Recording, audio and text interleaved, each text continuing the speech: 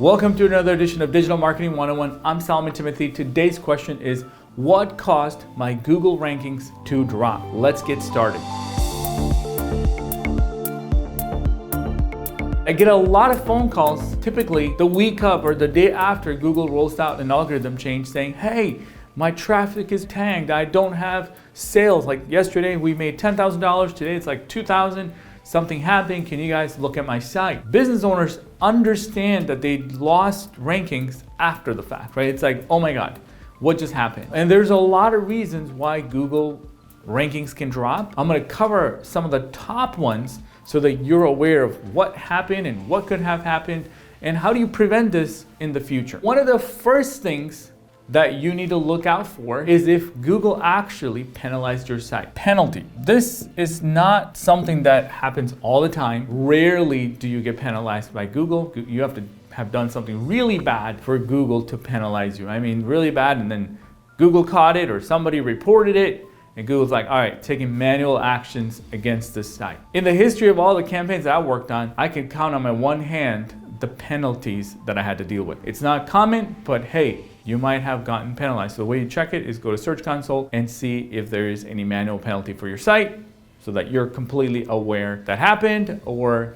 that is not the case for you. So if you are not penalized and you looked in Search Console, there's nothing there, then the next obvious thing is what I call an algorithm update. So I'm going to put that down here for your reference. An algorithm update is basically Google's doing what it does best, right? Making changes to its search algorithm, and they do it every single day. It is now driven by AI. And I don't want to go into all the details of it. That can drop your rankings, right? So if you and I knew what all the factors that went into Google algorithm, we wouldn't be here. So clearly you want to make sure that you're staying on the positive trends. Everything that Google's recommending, you want to make sure your website is complying rather than being in a place that you could get penalized, right? So you want to make sure that your quality of content and the site, the experience, the load time, you're working on all the things that's going to make an amazing experience for the user, and then an algorithm update will not affect you. All right, so it's quality over quantity, and that's what we preach here. White hat SEO all day, every single day. So algorithm updates are sometimes the biggest causes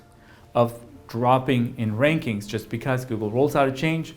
It didn't matter. Google did that so many times. They will continue to do that forever, right? So you want to make sure that you're not doing anything that would affect your site negatively. All right, so another one, this is one that you really can't control all that much. Competitors are my favorite ones. Why? Because we are essentially the competitors of so many people that are on the first page of Google, right? As an SEO agency, when we're working on the campaigns of our clients, we become the competitor that's taking over a lot of the search terms that their competitors were enjoying. First page or first spot, third spot. It's a very competitive space, extremely competitive space. So if you're losing rankings, you might want to look at who's on the first page that wasn't there last week, last month, because they're obviously not just going to rank for one term. They're going to rank for everything in your industry. So keeping tabs on that is going to be another way to track down what's happening with the search results page and what's happening to your site and organic traffic specifically. You can't avoid them. What you can do is you can outwork them, right? You want to have better strategies. You want to be more aggressive. You want to be making more changes, maybe having a completely brand new content strategy, because content is still king. And if you don't have a content strategy, a diversified content strategy, guess what? Somebody else can create videos and audio and podcast posts and images and whatever else to take over the first page of Google, and there's nothing that you can do about it. So here's one that could negatively affect your search rankings. Now, this is a little bit more technical, backlinks, all right? So in the world of SEO, backlinks still hold a very, very high importance in where you rank as a site. It just depends on the particular term that you're trying to rank for. Some keywords you can rank without anything because your site has built enough authority. You put out a good, really piece of content and it's completely optimized from top to bottom. Google understands the title tag, the headline, everything matches. They're just going to rank you, right? Even the URL structure, everything's beautiful. You can rank. Now, other search terms are heavily dependent on the links that you may have gotten in the past to that particular page for it to rank, all right? So some people don't understand that even down to the pages that is ranking have links from another website that link to that piece of content that is making that page rank. So if you lost a particular link because the other site owner took the post down, switch the link to another person's link, then clearly you're going to see an effect on the search ranking. So you're going to see that all of a sudden you lost traffic to a particular page. The only way to find this out is if you're really starting to dig deeper into where you lost the traffic, which page lost the traffic. Is it the home page? Is it a post? Is it a product? Whatever that might be, you can start to see that, hey, last month we've gotten 1,000 visits to this page. This month we only got 23. Clearly we lost so much traffic to this page. Now what could have happened? And that's when you start digging deeper, going down that rabbit hole and finding out, okay, this is what happened. We lost, I don't know, so many links. Now, as a company that been in this space for a long time, we all have gotten those emails saying, hey, I've created a really amazing page about this topic and I noticed that in your post, you linked to this site. Can you switch it to this site?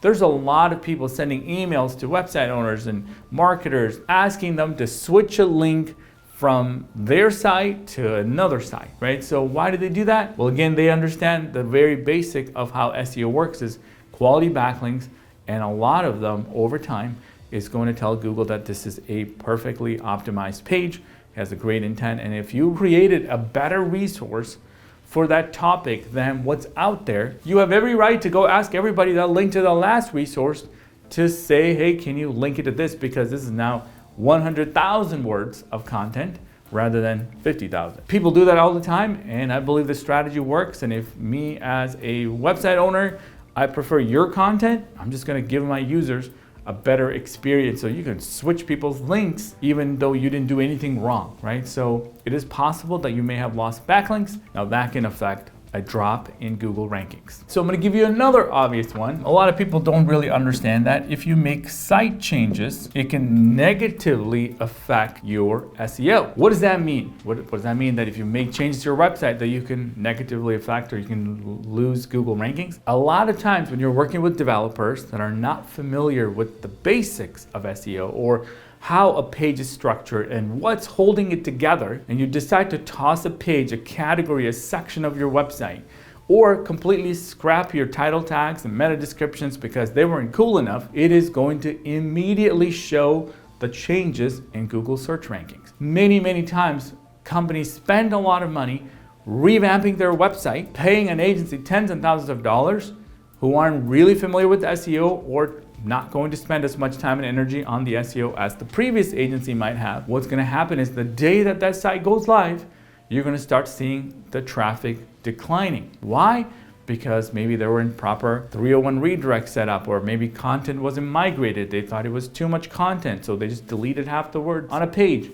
A lot of factors can take into consideration making good changes, thinking that this is a great change. Look at our website, it looks so much cleaner, and 2 weeks later you see that you're getting half the leads like you did, and you're wondering, we spent $10,000 or $50,000 building this website, why are we getting 10 leads when we were getting 100 with our ugly website? This is a huge thing that happens in the industry every single day. People freak out, panic, and the reason is they made changes without taking into consideration all the things that is holding that site together, from URL structure to the title tags, the headlines, the H1 tags. Everything on that site is how that site is being ranked. It's not just one thing. So if you don't have a solid website migration strategy, if you're rebuilding or changing a CMS or anything like that, you're going to see a negative effect. All right, it is a fact, and we actually take so much time planning a website migration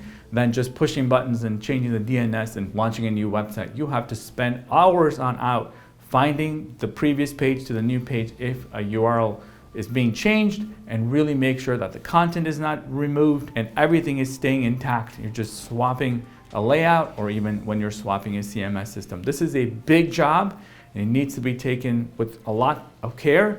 And if you do that, you're not going to have this problem. Many times, these are things that you may not see. These aren't obvious things that are causing your site to drop in rankings. So my last one is user behavior. All right, so just how people behave on your website, that Google knows how people are behaving, because if they come right back to the search results page, clearly Google knows that they didn't find what they need, so maybe the site needs some help, and starts to push it down the search results because they want to give the people what they're looking for. They're not really married to your site as much as you think Google is.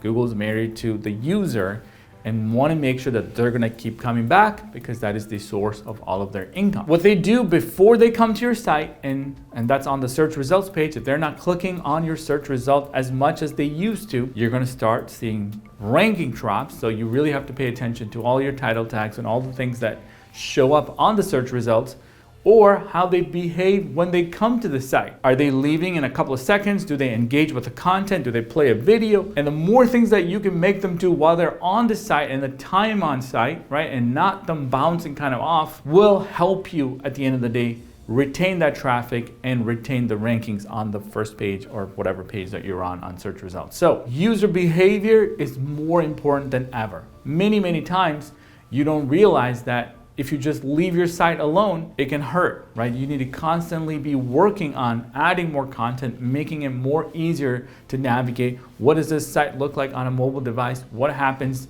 if I didn't have a lot of super fast internet, how fast is this thing loading? And is there some pop-up that's hindering me on a mobile device from reading the content? Sometimes people don't realize that on a mobile screen, any kind of pop-up looks terrible, right? Even a live chat or anything else just overtakes the screen and it's a poor experience.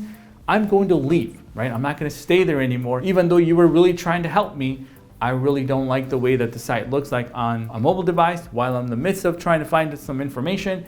If I leave, there you go. You'll see that drop little by little over time. You're not going to be on the first page of search results. I've just given you 6 things, from manual penalties to algorithm updates to competitors, backlinks, changes that you might be making that you didn't even know about are going to negatively affect search results, to user behavior. These are things that could cause rank drop anytime, right? So what you want to do is get on the other side of the problem and work on a proactive strategy, right? What can we do to increase the quality of content, increase better user behavior? How do we become the competitor that's taking over all of the other competitors in this space? And what can we be doing to help Google get more information into his knowledge graph? What can we be doing to build better quality links? Could we engage in digital PR? Can we get published in better publications? Can we give out more content? Can we give more than we receive? Then trust me, you're going to be on the positive side, right? This is the strategy that you want to have, an integrated strategy, a holistic strategy that is not going to make one little change on Google search results or algorithm. It's not going to negatively affect you because you have so much more momentum for growth and opportunity, and you're not sort of on the defense. I lost my traffic, so now what? You don't want to be in that situation because sometimes it takes months to recover the traffic that you lost. There's nothing you can do about it. Whatever change you make to the website does not affect tomorrow in positive rankings. It takes more time than that for Google to index and make any changes. While Google's real time is also very stubborn, right? As an SEO, you realize that it's not the fastest thing that moves. It takes a long time. So you want to really invest more time because the movement is like really slow. Sometimes you can rank a page overnight, but not every time that happens. So don't lose hope. Just that you want to be on the positive trend, and anything else that Google's putting out there, embrace. Anything that Google Search Console or Google Webmaster Tools is recommending, embrace it, right? You really want to make sure that you're understanding the landscape of SEO and giving users what they're looking for in your website, right? That is ultimately your goal. How do you make your site become the best place on internet for the topics that you want to talk about? That's it. If you could do that, if you can make your website the biggest resource for your niche, then you're in good shape. And that's the hardest part because you need to invest a lot of time creating content, a lot of time optimizing the content, a lot of time investing in updating the content and being a thought leader in your space. So if you like this video, I want you to consider subscribing. Give me a thumbs up, leave me a comment, tell me exactly what you want to learn about the world of SEO and how you can have a competitive edge for yourself. All right, thank you so much for watching, and I'll see you next time.